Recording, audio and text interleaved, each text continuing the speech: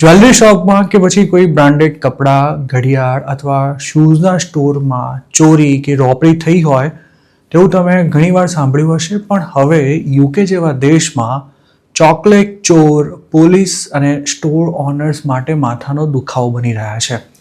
અમેરિકાની જેમ યુકેમાં પણ સ્ટોર્સમાં ઘૂસીને ચોકલેટ જેવી સામાન્ય વસ્તુઓ ચોરી જતી ગેંગ્સનો ત્રાસ એટલો બધો વધી ગયો છે કે ઘણા સ્ટોરવાળા 2.5-3 પાઉન્ડની સામાન્ય કિંમત ધરાવતી ચોકલેટ્સને પણ એન્ટી થેફ્ટ બોક્સમાં રાખવા લાગ્યા છે. યુએસમાં જેમ સ્ટોર્સમાંથી સિગરેટનું પેકેટ, વેપ, બિયરની બોટલ કે પછી બીજી નાની મોટી ચીજ વસ્તુઓ ચોરીને ભાગી જનારા લોકો હોય છે, તેમ હવે યુકેમાં ચોકલેટ ચોરોએ બરાબરની માજા મૂકી છે.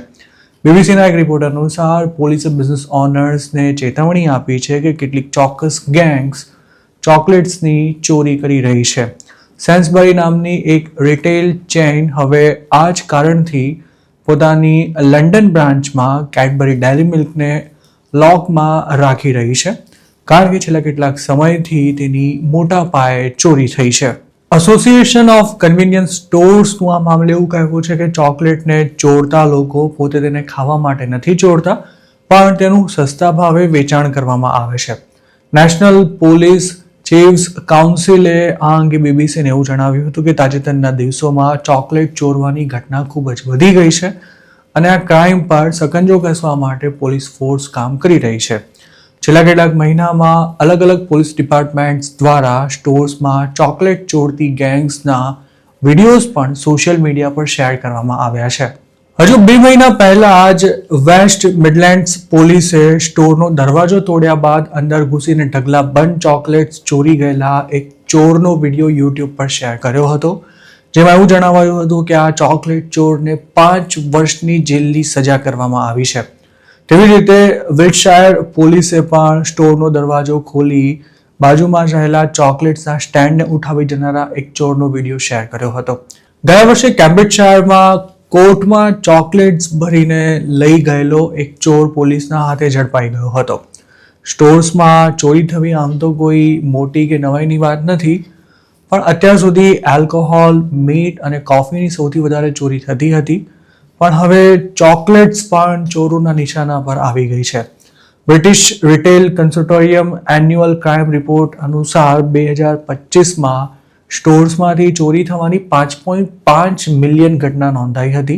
મતલબ કે માત્ર યુકેમાંથી જ સ્ટોર્સમાંથી રોજની 1600 જેટલી ચોરીઓ થઈ હતી. ચોકલેટની ચોરી થતી અટકાવવા માટે હવે ટેસ્કો અને કો-ઓપ સહિતના સુપરમાર્કેટ સિક્યોરિટી વધારી રહ્યા છે.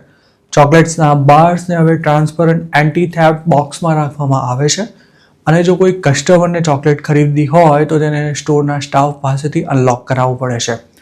કોઓપ ગ્રુપના યુકેમાં અલગ અલગ લોકેશન્સ પર 38 સ્ટોર્સ આવેલા છે અને આ ચેઇનને 2025માં ચોકલેટ્સની ચોરીને કારણે 2.5 લાખ પાઉન્ડનું નુકસાન ભોગવવું પડ્યું હતું.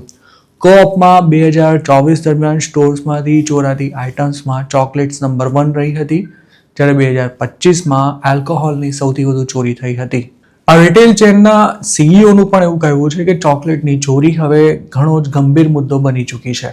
બીબીસી સાથેની વાતચીતમાં તેમણે એમ પણ કહ્યું હતું કે ચોર સ્ટોરમાં ઘૂસીને ચોકલેટ્સના આખા શેલ્ફ ઉઠાવી જાય છે. એક શેલ્ફની કિંમત 500 પાઉન્ડ જેટલી થાય છે અને કંપનીએ ચોરી થતી અટકાવવા માટે સિક્યોરિટી પાછળ 3 મિલિયન પાઉન્ડનો ખર્ચો કરવો પડ્યો છે. તેવી જ રીતે લેસ્ટર અને શેફિલ્ડમાં પોતાના 2 સ્ટોર્સ ધરાવતા સુનિતા અગ્રવાલ નામના એક મૂળ ઇન્ડિયન બિઝનેસ ઓનરે એવું જણાવ્યું હતું કે ચોકલેટની ચોરી એ હદે વધી ગઈ છે કે તેમને ચોરોને ઓળખવા માટે એઆઈની હેલ્પ લેવી પડી છે અને 30 નવા કેમેરાસ પણ નખાવવા પડ્યા છે. હવે તો તેમણે પોતાના સ્ટોર્સમાં ચોકલેટના શેલ્ફ અડધા ખાલી રાખવાનું પણ શરૂ કર્યું છે, જેથી જો ચોરી થાય તો નુકસાન ઓછું ભોગવવું પડે.